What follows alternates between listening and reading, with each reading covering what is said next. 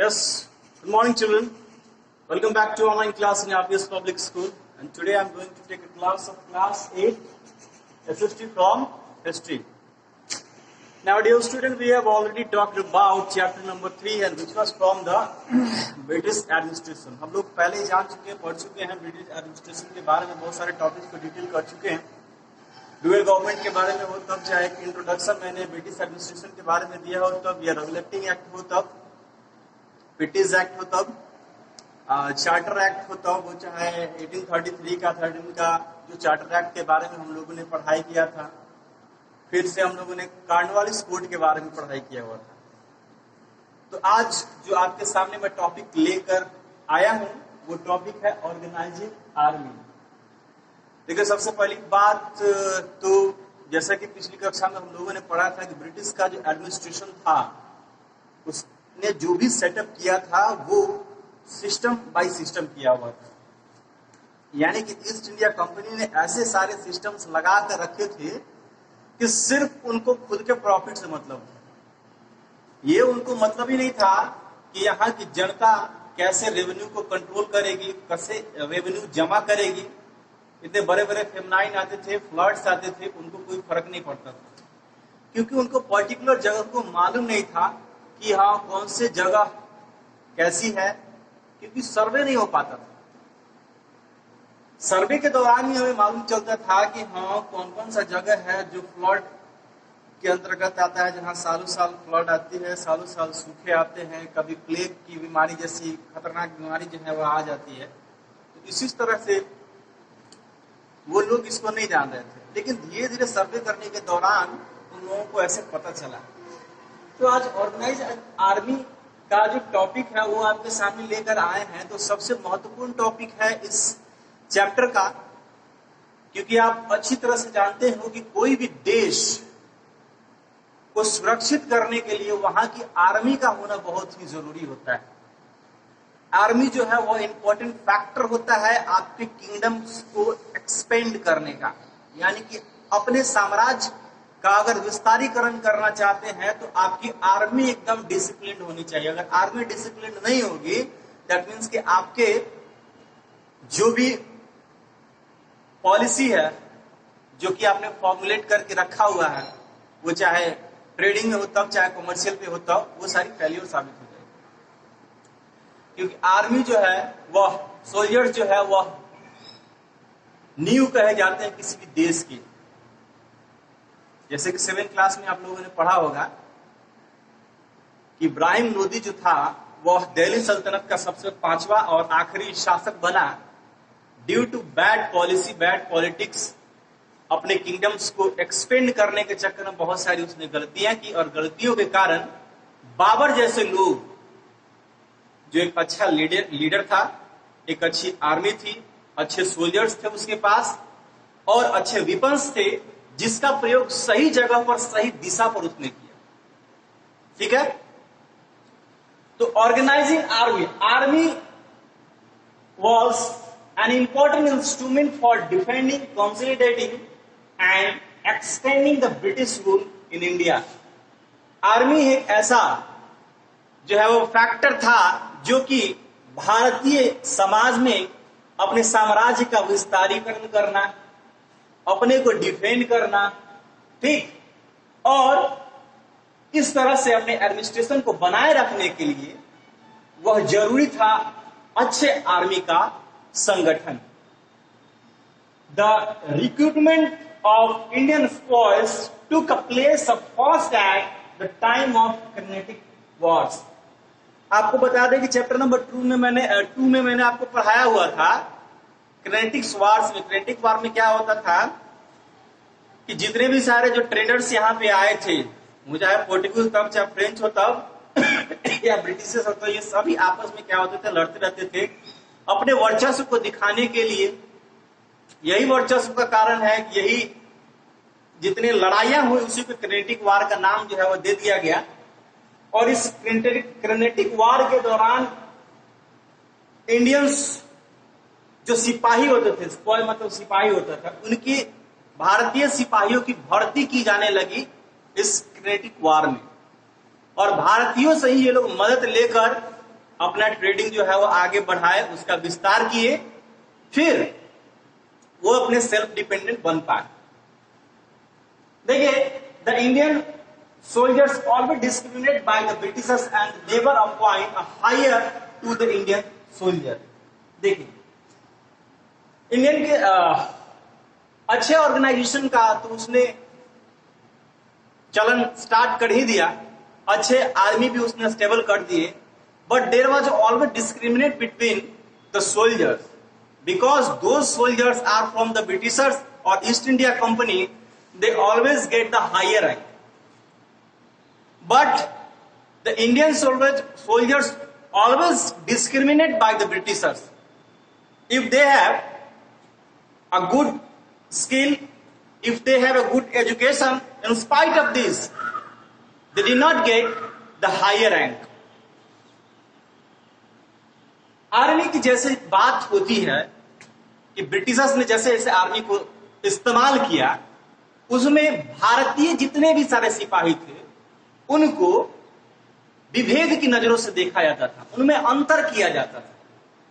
Indian soldiers के पास skill भी था, इंडियन सोल्जर के पास एजुकेशन भी था, लेकिन फिर भी उनको हायर रैंक नहीं दिया जाता था। हायर रैंक न देने का कारण, सबसे बड़ा कारण यह है कि उन लोगों के पास यह सोचना और जानना और समझना, ये तीनों बहुत ही जरूरी हो गया था, क्योंकि वो समझते थे कि जो हायर रैंक पर होगा अथॉरिटी उसी के पास होगी। जैसे जालियांवाला बाग में आपने देखा होगा कि जनरल डायर नाम का एक व्यक्ति था, उसकी वजह से जालियांवाला बाग कांड हुआ। अगर सोचिए, अगर उस जगह कोई इंडियन होता तो क्या फायर करने का ऑर्डर देता? बिल्कुल नहीं देता। तो वो जो सोचते थे कि अगर हम इंडियंस को एक जगह अपॉइंट करेंगे तो कहीं ना कहीं हमारा किंगडम जो है वो बढ़ने नहीं देगा, कहीं ना कहीं उसमें नेशनलिज्म की भावना आएगी। तो देखिए, जैसे जैसे उनमें डिस्क्रिमिनेशन स्टार्ट हो गया, डिस्क्रिमिनेशन स्टार्ट होने के बाद में उनमें नेशनलिज्म की भावना आने लगी, राष्ट्रीयता की भावना आने लगी। कारण सिर्फ उसका यही था कि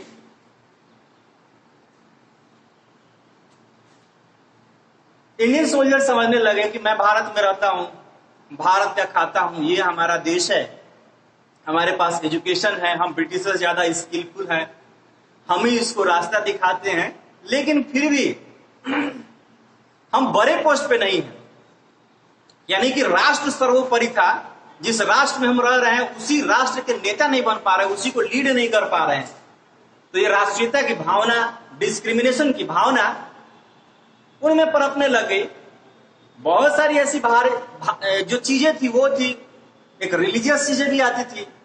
आपने देखा होगा कि बहुत ही ये जो रिलीजियस जो चीजें हैं वो काफी डिफिकल्टीज पैदा करती हैं, क्योंकि वो तो ब्रिटिशर्स थे, क्रिश्चियन थे। हमारे जितने सारे जो सोल्जर्स थे, हिंदू, मुस्लिम, सिख, ईसाई, जैसे कि सिख को ही ले लीजिए, बड़ा सा पगड़ा पहनता है। इन ब्रिटिशर्स जो है वो एक रंग की टोपियां पहना करते थे। उनमें यह डिसिप्लिन था कि सारे सोल्जर्स एक रंग के टर्नआउट में होने चाहिए, लेकिन उनको हटा दिया जाता था, जिससे उनका धार्मिक ठेस जो है वो पहुंचता था। तो इसी तरह के डिस्क्रिमिनेशन भी उनके साथ किया जाता था। चलिए, आज नेक्स्ट टॉपिक हमारा लेकर सामने आए हैं, बिगिनिंग ऑफ पुलिस फोर्स। एक अच्छे आर्मी ऑर्गेनाइजेशन को उसने कर लिया, बहुत सारी ऐसी जो सर्कमस्टांसेस थी उसको फेस भी किया, इसका क्रिटिसाइज भी हुआ, हीनता भी हुई डिस्क्रिमिनेशन की वजह से। लेकिन दिक्कत यहां यह आने लगी, इसके बाद भी आर्मी हो गई, उसके बाद जो स्टेट्स में जितने सारे, जो रजवाड़े में जितने भी सारे उसके सोल्जर्स थे, वो कैसे वर्क करेंगे? आखिर स्टेट सेटअप्स भी तो उसको सजाना था, संभालना था। तो उसने क्या किया? Beginning of police force, police force की उसने शुरुआत की।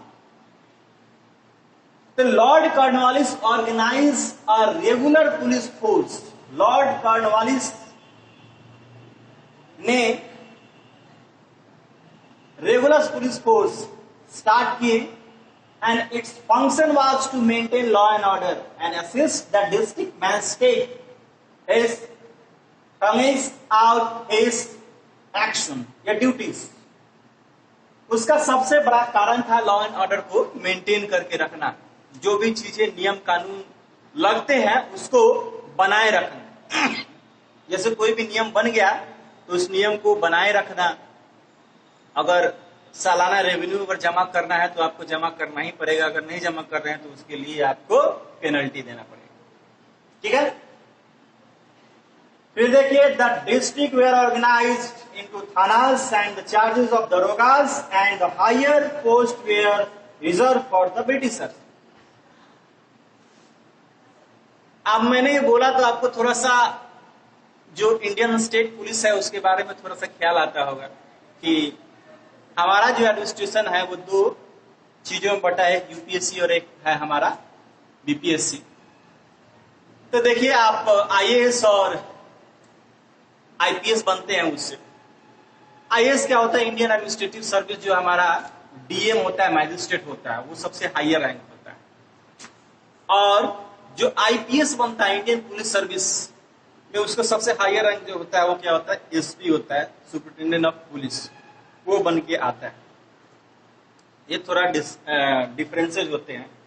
तो जैसा कि आज भी आप लोग देखते होइएगा कि एक डिस्ट्रिक्ट में जितने सारे जो डिस्ट्रिक्ट हैं वो डिस्ट्रिक्ट बहुत सारे थाना में चेंज हो जाते हैं, है ना। जैसे कि देश बहुत सारे राज्यों में चेंज हो जाता है, बहुत सारा राज्य जो है बहुत सारे डिस्ट्रिक्ट में चेंज हो जाता है।